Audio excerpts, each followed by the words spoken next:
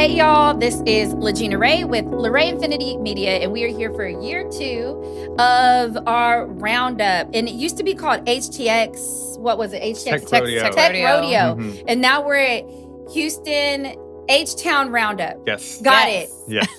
But the change was purposeful. And so that's why I say it. The reason why the change came into play is for people like us, ecosystem builders that may not have started in tech, and it feels like we're all moving to tech. Yeah. So I have to pause before we get down this rabbit hole of everything going on in Houston and with tech and with innovation and with ecosystem building and introduce these two folks. If you're familiar with LaRae Infinity, you've heard these voices. You may have not seen these lovely faces. So I'm going to pause, let y'all introduce yourself, let you introduce your business, and we'll go from there. Awesome. Well, my name is Michelle Avalos. I am co-founder of Tech23, a media and entertainment company for the advancement of Latinos in tech. And I'm the other side of Tech23. We produce engaging, entertaining content for Latinos in tech. So a lot of the things we do are going to be in Spanglish for the Latin American person in tech, whatever type of field of tech you are in. Okay, so for the purpose of this interview, I encourage you to do what you normally do. I understand enough Spanglish where we know okay. And if I don't, then I'm going to be like, inglés, por favor. Okay, right? So we're going to do it. Yeah, bien. we're down.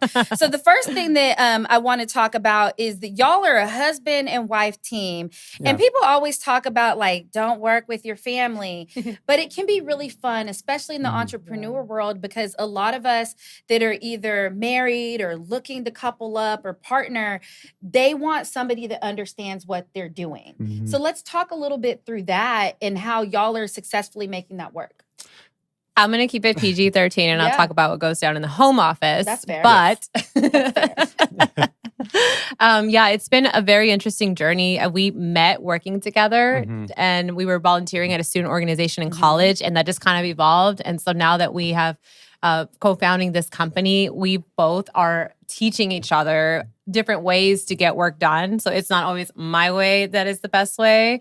Sometimes it's his way that is the best way. 5% of the time. It's fun. It's tough for sure. We actually were seeking a community of other married couples in Spanglish, de otras parejas casadas que trabajen juntos, and we didn't really find it. So we felt a calling to kind of create a community because we wanted to know, hey, what do you do when your co-founder is like pissing you off, and you need to figure out because you still need to work together, and it's hard to. When do we have our work hat on, and when do we have our husband or wife hat on? It's a gray area. So we actually started a group in our church called Bedrooms and Boardrooms. Which was for entrepreneurial married couples. And it was very healthy for us to kind of be able to, in a safe place, talk about what it's like to be husband and wife, and then hear different points of view. And yeah, it's tough, right? If one of the people is an entrepreneur, it's there's not a steady paycheck coming in. Sometimes it's highs, sometimes it's lows. And how do you continue to support this person while they're trying to reach their dreams, make their dreams come true? And some of the struggles that come through that, or just the long hours sometimes that being an entrepreneur requires, and, the balance between work and life and the balance, the balance. So when you talk about entrepreneurship in that journey, right? Let's go back to circa 2020. I believe 2019. Yeah. Okay. Me and you sitting in this office building, which was Impact Hub. And one of my mentors that I met right when I got here to Houston was actually the person that sponsored my membership for Impact Hub, founding member. So I'm always so proud of that. But I told you what we were doing. We used to sit there in silence. I met you, and we just were all like working in a space trying to figure it out. Yeah. So talk about that all the way till now when you have Tech23 and y'all are actually finding ways to have a company together. Because before, I think you were still working full time or something. Yeah. And we were in the dream and you weren't there yet. Yeah. So talk about it. Well, firstly, it was never my dream. I was always in corporate. Although I grew up literally selling at the flea market since I was little. And I grew up watching my mom like have to manage inventory, have to go buy stuff at the segundas, whatever they're calling the English, secondhand thrift stores. Yeah, Okay, thrift stores. yeah. and the garage sales. And the garage sales. Ooh, Like the that was the best. hustle, right? So I grew up like being a support to someone else's business, even my younger sister. Yeah. And then after a couple of years of doing work, after work on the weekends, more community oriented, I decided to finally leave my corporate job in 2018. And that's when I got involved with Impact Hub Houston. And we were building this company that was working to combine the last 5 years of my life at that time, which was literally like business, corporate, but also community, social impact. And then apparently it's combined. You can have both. You can do good and do well. Wait, what? Yes. Can we repeat that again? Because, social impact entrepreneur and impact entrepreneurs, it's like a new thing, but we've been doing this. So say that one more time. You can do good and do well. Sometimes it just takes a little bit of time, just like it did on our end as well. And so it was hard leaving, being almost at that situation, the breadwinner, leaving the corporate role, going out 0 paycheck for a year. And then in that process, going through, again, we're married at that point. I forgot how many years we had been married. Going through, he was in corporate still.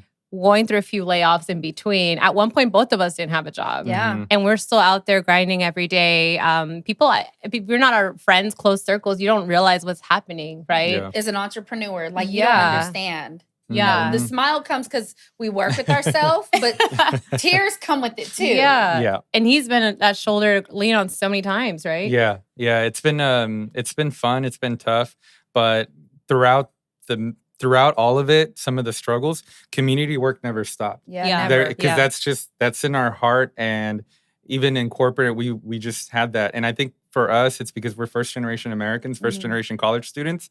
So we had a lot of help, a lot of mentors that helped us open so many doors. So we just have this deep responsibility that no matter where our paychecks are at, we still have to You have back. to help, you have to volunteer, you have to show, you have to open the door, you have to break down the door. And it's just this mutual understanding. So I love that. So where did Tech23 pop into this? Yeah, so I'll add one thing is that all the learnings that I had been obtaining through the work at Impact Hub, like being involved with the global network, learning about social entrepreneurship, understanding the different business models that you can have for your company that have that impact focus in there, but there's obviously revenue and expenses and you have to make a profit. I feel that all those learnings on sustainability is then when we were now thinking about Tech23 before it was Tech23, we made a decision that said, hey, we've been doing nonprofit work for 10 years. It's time to do a for-profit. And although technically we don't talk about Tech23 as a for-profit social enterprise, it is because of its mission. Exactly. So do you want to share about that? Yeah. So the problem we're solving is that Latinos, although they're some of the biggest chunks of consumers for tech products, I'm sure if you look at the user base for YouTube, for Amazon, for Google, it's heavy Latino. Yeah. However, working for those companies and creating the technology and innovating, we're only like 6 to 8%. So we saw a big gap there. I'm like, well, that's not fair. You're benefiting from us buying the products, but it's also on us. We also need to be in there. So we're like, well, what's going on?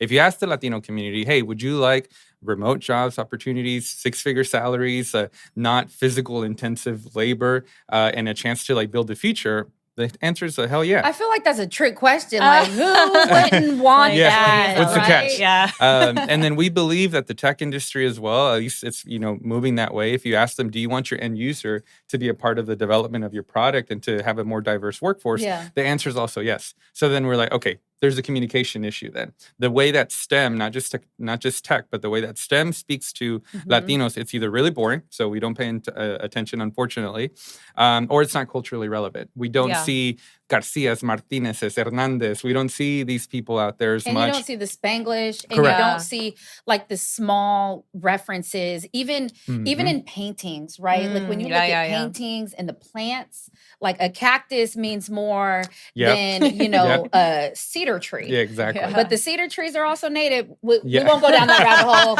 Anyways, yes, go ahead. So then Tech23 is a media entertainment company because we produce Spanglish content. We produce Spanglish events. You will see cultural references from all 23 flags. And actually, the 23 in our name is to represent the 22 Latin American flags and the United States flag. So we focus on the Latino within the United States, which there's a term where trademark pending right now, the 23rd Latino. And don't nobody on this channel take that. No, we already got the paperwork in. Okay, So, I was like, y'all. Go instead, put in a good word. Yes, at the good it word. takes a while to get that stuff done. It's been like a year. Congratulations on that Thank in you. advance. But I'll add one last pin to what you were saying. We have been doing community work, community projects for 10 years. Yep. And we initially, when we were now launching this new initiative, we were going back to the same thing we had been doing. We're like, okay, we need to create networking events and we need to have like build these community pieces, the things we had already been doing. Yeah. And that's why one day we were sitting at a networking event and we were introducing ourselves and like it just like God deposited this and he was just like, you are a media and entertainment company for the advancement of Latinos in tech. You are not just a networking group for Latinos in tech because there's an opportunity, just like what we're doing here. This is an opportunity to give a voice to stories that are not being told. And if you can't see it, it's hard to be it, right? And so us taking the lens of media and entertainment to highlight the diversity even within Latinos, because even us, we're Mexican, we don't know all the flags. And through this process, we've been learning what it actually means to be Latino, because it's not just our version of being Mexican. And taking that stance of media and entertainment to Jose's point, doing it in a fun and entertainment way. Like it makes sense. That has been, I think, a game changer for us as well. In our motivation. I love that. And, I don't even say the mission of LaRae Infinity a lot because it's more than media, because, I do speaking and the art and all that stuff. But in the mission of LaRae Infinity, it's to amplify women in the communities they work in. And, when you think about your mission being very guided, it's not just women, because women always bring people with them and everything. And so the communities that we work in, when you said that, like, the work never stops, right? Like, naturally, it's like, who else can we pull in? So who else can we pull in? Because I know there are the 22 flags, we're in America, so we got that one. But what are the other flags? Who do you need? Because if people are listening and you know somebody from the culture, from the heritage, from the country, who do you need? So there's a couple of flags. In our season 1, we're interviewing all the different flags, Latino in tech from that, learn about their industry. But there's some flags that we're missing because we're in Houston and we have a heavy Mexican population, Colombian, Venezuelan, but there's some other countries that don't really have a population here. So if you guys know people from Belize from Bolivia, from Costa Rica, where you at? We got Panama, Paraguay, and Uruguay. We need you guys. Oh. So we're almost there. We're almost at the finish line for season 1. I may know somebody from Belize. Okay. Oh, yeah. Like, can we go there and record it? I may be going. So my grandmother on my mom's side is from Belize. Okay. So, yeah. So, we'll have to get together. Maybe take a work trip. That'd be awesome. A media work trip is a good thing. We would like to sponsor this work trip. Oh, yes. You can whatever hit up airlines fly over there. Or LaRae Infinity. We will make it happen. To put your branding all over everything. We have no problem with that. Okay, so before we head out, we did our call to action because we want to make sure that everybody gets represented because Latinos go far and wide. The Afro Latinos, what up? Black History Month. We see you. We feel you. Beyonce, love the drop on the country music. We've been done doing that. I love playing Black country music during Tech Rodeo. So all this representation is needed. What do you want people to know? What's your thing that you want people to know about Tech23 and what y'all are doing and now and into the future?